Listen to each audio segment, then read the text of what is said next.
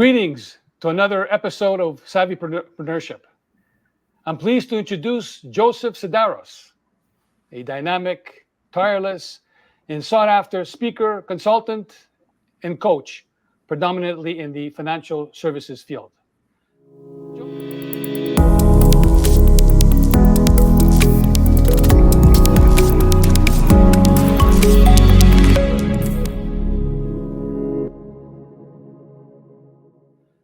Joseph, you and I go back more than 3 decades when we both worked for a New York life insurance company at the time. That's right. Could you share a bit about your journey in the insurance business, including your stint in management and how you transitioned into consulting and coaching? Interesting. Well, that's good for a couple of hours, but I'll keep it, I'll keep it short. You see, I came into the business not knowing much about the business. We had a family business, and I wanted to get out of the family business. And the easiest thing to come into was selling insurance. And although I already had a brother, my older brother, and a brother-in-law already in the insurance business for 7 years prior to me coming into the business with the same company, it was an easy way out of where I wanted to get out of. So I joined New York Life as an agent, did my license, and did very, very well as an agent. And I owe my success. First of all, I'm very coachable. I think if you know how to do something and I don't know how, I will listen and I will follow whatever you tell me. So I'm very, very coachable. So when I came into the business, although I didn't have a natural market, like they call it, I just told them, what do I need to do to be successful in this business? And they say, well, if you see 3 people every day, tell them about what we do for a living. One of them will do business with you, another maybe later, and the other one maybe never. And that's all you have to do, just, get enough exposure. And so that was, and the second thing that I owe my success to in the early days is probably insecurity. I could not afford to fail. I had 2 preschool children and a stay-home mom, and so and we were paid on commission, 100%. So you work, you make money. You don't sell, you don't make money. So that was a lot of pressure, right? Wasn't it? Well, it's a good incentive. Let's put it this way, right? So it's always like some people are chasing a dream, or you can be chased, right, by something that you want. And I had both. I was chased. I wanted to get out of the business, and I really needed to make money right out of the gate. And so I did very, very well. Qualified for the $1 Million Round Table in 3.5 months, which was a record back then. Although I really wanted to come into management, but they wouldn't let me come into management because in the insurance business, you have to be an agent first, successful, then you go into management. So I did that. Within 1.5 years, I became a sales manager, and 1.5 years later, I became an agency manager, one of 12 in the company, and I did very, very well. So coming into management was interesting because now you have no control over your success. Your level of effectiveness is measured by the success of the people you lead. And so I can no longer be successful. I have to make my people successful. And so the focus is very, very different. I'm no longer in control. I'm responsible for the people that I'm entrusted with. And again, that went very, very well.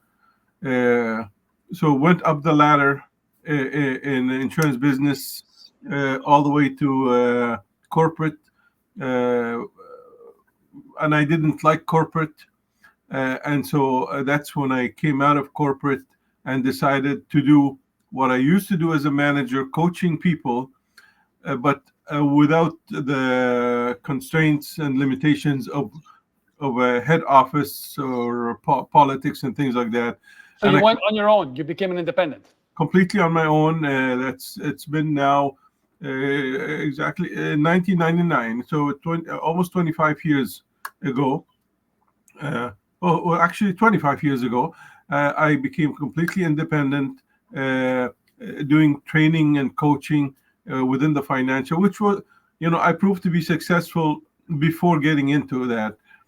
Uh, so I really found that I enjoyed coaching more, coaching people to be successful more than me myself being on stage. It's almost like your children. You're happier when you see your children succeed than when you were successful. So the, and again, the experience I had with my agents and financial advisors allowed me that kind of creativity, innovation. And again, you have to be a good listener to listen to what the situation is, and with creativity and logic, you're able to come up with some strategy for people to be successful. So you felt grateful and instrumental in their success. That's where you got your passion from, right? My passion is really to see people succeed, because I've done, you've been there, you've done that, and now you want to have a bigger goal, and it's actually much more difficult to get somebody to be successful than for you to be successful. Because if you want to be successful, just get up and do what you have to do. But to empower others, to inspire others, to challenge others, to coach them, to motivate them, to support them, that's actually more. It's more complicated, right? How do you guide your clients in building strong relationships with their customers? The first thing that I would say, don't sell. People hate to be sold anything. And one of the biggest mistakes that salespeople do is to try to sell. They're always, the concept with the ABC, always be closing. Man, Correct. that is so passe. So I hate That's to be old sold. school. Yeah, old sales Yeah. method. So I hate to be sold and I hate to sell. Listen to what the client is challenged with. Find out what the problem is. Find out what the issues are, and they will give you all the reasons why they are going to make a buying, a purchasing decision. So listen more. In the past, you had to be a good talker to be successful in sales. I think now you need to be a good listener. Be This is what patient. they call consultative selling, right? That's right. And so cultivate the relationship, the trusting. If they like you and they trust you, they'll buy anything from you. So you have to earn it before you can sell it. People will buy you first, and once they buy you, they'll buy anything that you say. And so that's the relationship. And you cultivate the. I mean, don't only call on your clients when you have something to sell them. Call them because you care. Show them that Now, you. Yeah, go ahead. I was going to say, and that goes for anyone in the world because you have traveled and done workshops in many places around the world. Do you find that the methods and the people are any different than US and Canada, for example? No, people are people. They have feelings, they have fears, they have issues, they have concerns, and if you cater to that, to their issues and concerns, you will do well. The second thing is, I always think about the conversation that happens after I leave the house or after I leave the office, after I leave my client. What are they going to say about me? So my entire approach is based on how are they going to feel about me after I leave. Oh my God, finally he's gone, or what a guy, he's really cool, he's nice, he's kind, he's patient, he's not pushy.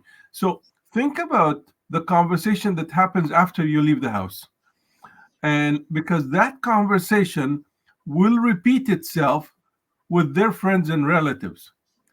They get a call, they say, "So what did you guys do yesterday?" They're gonna say, "Oh, we actually had this guy, come over, Joseph Sidaros, and oh, he's really nice. He's really cool, and you should give him a call.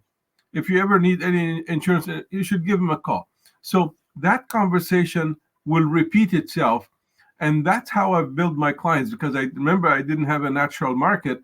So just about 95 or 97% of my clients actually came from satisfied clients. And So now, referrals, right? Word of totally, mouth. totally. Yeah. So, which at the end of the day, not all of my family and friends become clients, but all my clients became like family and friends. And how has the insurance and financial services sector changed over the last, let's say, 2, 3 decades? Well, choice, products have changed. Technology has revolutionized, the entire industry. So, uh, communications, how easy it is. I mean, when I started in the business, I walked with a rate book, right? I would sit down with you. How old are you? 35 years old, smoker, non-smoker, and we would calculate the rate. Today, it's the speed. So everything is, you walk around with an iPad or an iPhone or a laptop. So technology has made it, and with COVID now, just about all the meetings advisors have now, they have it like we're having a discussion now. We can talk about insurance. I can talk to you about products. You can talk about your situation, your retirement. So technology has changed. Products have changed. There are products today that exist that didn't exist when I started in the business. We sold life insurance. Now we have disability and long-term care and critical illness and investments. Oh, investments, like by Mutual funds and thousands of mutual funds are available. And so the products have changed, and the clients have changed. The sense of awareness, actually, I find it easier because I don't have to convince people of the need to buy insurance, to be well insured, to be well protected. I don't have to convince people to put some money aside for their future. People know that I want to retire young, I want to be financially independent, and I'm going to live long. So people are going to work less years, and they're going to retire during a longer period of time. So they want to stop at 55 and live to be 95. right. That's crazy. They're going to there'll be more in retirement years than in working years. So they better put some money away and follow financial advice, because you cannot do it on your own. I don't cut my hair, and I don't. And I need a financial advisor to help me. As a matter of fact, I have a financial advisor. Although I've been in the business for a long time, I need somebody to take care of it because I'm too busy to take care of my finances. So you don't go online and make your insurance and Never, financial choices, never, right? no. Which means that the agents or brokers' role is still vital these days. More than ever, Okay. but not as a sales agent, a financial advisor, a consultant. I'm not looking for somebody to sell me an insurance policy. If I wanted to buy an insurance policy, I can actually go and buy it off the internet. It's just like uh, you have people. You can have a wedding planner, or you can plan your own wedding. You can have a vacation Good planner, analogy. Yeah. or you can go online and book a flight to Jamaica. So it depends on what kind of wedding or what kind of vacation or what kind of retirement. If it is that important, then you better get a professional, So because the this business is all professional, about relationships, Joseph, isn't it? It's all about relationships. This business. it's about the relationship and about the outcome. If it's not important, I mean, I'm going from here to Toronto. So if I'm going to fly from here to Toronto, I don't need really a travel agent. It's simple. But if it's if it is going to be the trip of a lifetime, uh, I'm gonna get an agent, a travel agent that will book it for me, because everything is fine until everything is not fine. When you're traveling and I have an agent and something goes wrong, I call the agent and they fix it, right? Yeah. If you're doing it online, you have to reach some impersonal customer service That's right. So individual. I find that my financial security, my family's security, my retirement plan is too complicated and too important for me to do it on my own. And I know that as a financial advisor, I'm able to save my client money, and they will be better off with me than without me. Not having an insurance agent or financial advisor does not save you money. That's for sure. Right. What advice would you have for an individual who's looking to go into the insurance and financial services sector? Find yourself a good coach, right? When it's not the company, I find, because companies are more or less the same. So whether you're going to work for Industrial Alliance or for London Life or for Investors Group, you know, find somebody that you feel is going to support you and coach you uh, for a long time. But at the end of the day, nobody makes you successful more than you. It's up to the individual. Yeah. It will require hard work and tremendous consistency, right? It's not easy, but it's phenomenal. It's fantastic. Nothing great is ever going to be easy, right? Yeah. Nothing worthwhile is it comes easy. Yeah. No. So if you're looking for a career change and you want to go into the financial industry, find yourself a good coach, a good sales manager that really cares and is going to coach you. They don't have to be better than you, but they have to understand the game. But you have to be willing to do whatever it takes to be successful. To make the sacrifices. Yes. Absolutely. I mean, they are not. No matter how good I am, I have never been able to make somebody great against their will, ever. And people call me and say, thanks to you, I've qualified for top of the table for the first time. And I always say, no, it's not thanks to me. Many have drank from that same well. It's whatever you have taken from me, and you ran with it, and you worked hard, and you get all the credit, 100%. Because you come into a classroom, you know that, James. You have 30 people. How many of them are going to become absolutely phenomenal because of what you shared? And what you share with them is gold, right? But you're going to see one or two or three of them are going to take it and run, I'd say about 10%, right? and they'll be better than you, Yeah. right? 10%. My students are supposed to exceed me, and I tell them this because they had the benefit of me. I did not have me in my life when I started in the business. So they have an advantage. But if they're not going to get up in the morning, early in the morning, and work it, work it, work it like there's no tomorrow, and they're going to be sidetracked and distracted by this or that and blame it on this and that and justify why I didn't do this, then there is no. That's why, I mean, I find there's no secret to success anymore. If you want to be successful at anything, find somebody who knows how to do it, learn from them, do whatever they do, and just go and just do it. Like, don't stop, like, keep on going. And if you do this consistently, you will be successful. But you cannot come in the insurance business and saying, well, it didn't work for me. I think maybe you didn't work for it, right? uh, but if you're gonna, same as a marriage, right? And you know that better, right? 45 years married. Yeah, You I get mean, it. you got to work on it, right?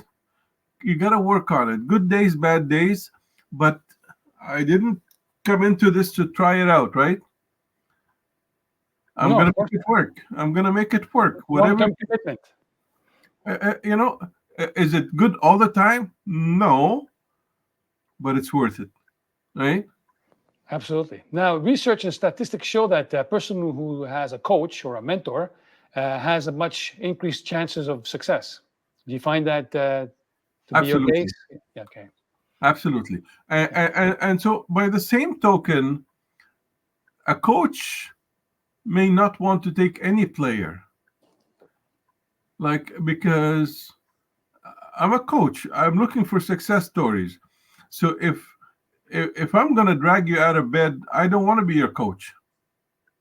So I'm gonna be committed to you, but are you committed to you? I'm committed 100%. Are you committed 100%? I don't want to be up worried about you when you're fast asleep, right? So,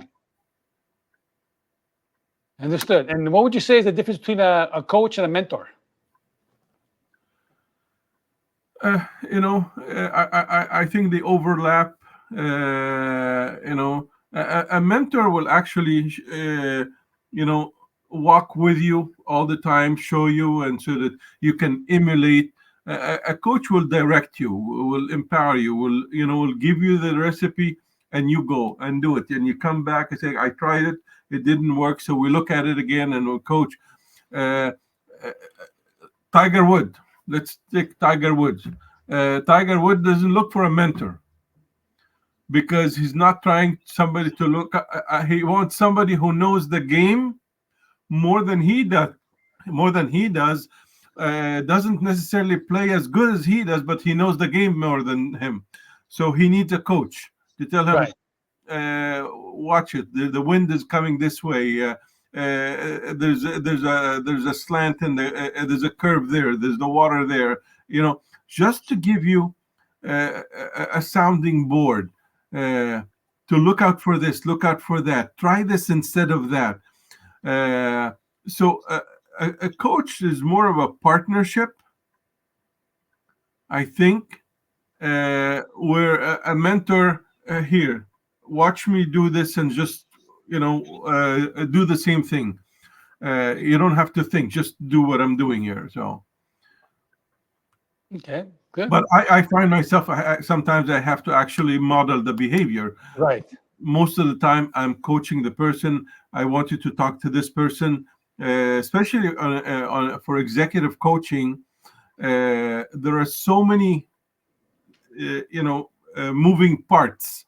If you're a vice president, I want to know what the relationship you have with the CEO, with the president, with the HR, right? I cannot mentor you. I can coach you, but I cannot mentor you. I see the difference. Okay. Yeah. You gave a couple of very good examples. So, Joseph, at this stage of your life when many people are thinking retirement, what's in store for you moving forward? I don't think I will ever retire full time. First of all, I really enjoy what I do.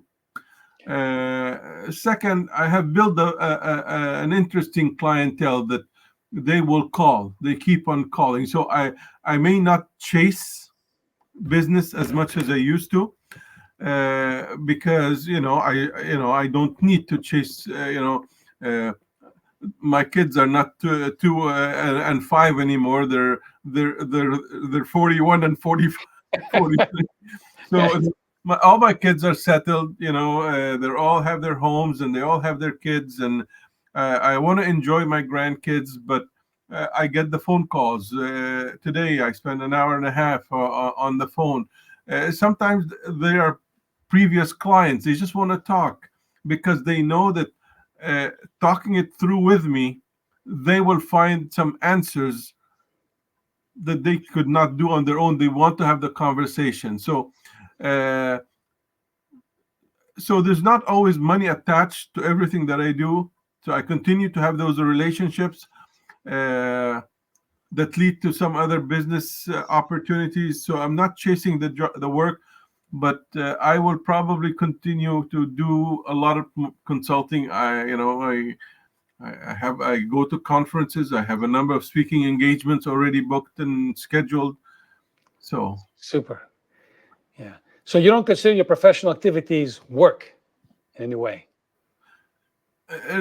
no, I'm just staying. It keeps me sane. Okay. It keeps Yeah. me sane, and the travel. I probably will do less travel than I used to, because I used to be like 7 weeks out of the house. That's too much. Wow. uh, Ain't gonna happen anymore. It's gonna be like maximum 2 3 weeks maximum, and that's really top. But it'll be more like a week or 2 weeks here and there, and a lot of it will be done also consulting. All of the consulting and coaching I can do Online. online. Online. Yeah, So that helps the tremendously. only thing that I do in classroom would be the training, either management or leadership training, or financial planning training. That I still have to do in person. I see. I find them more effective because I can see who is struggling in a classroom and who is not struggling and who's doing well. And I can actually sometimes do teams and match them up and walk around and see who's doing what. And the intensity, I mean, we do those boot camps, 5 days, early morning to late at night. Oh my goodness. Wow.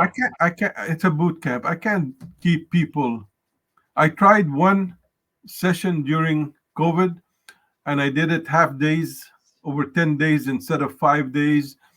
And they probably got 50% effectiveness out of it. So, Amazing. and so I saw the same class I did online for a part two kind of program, and they said it's like day and night.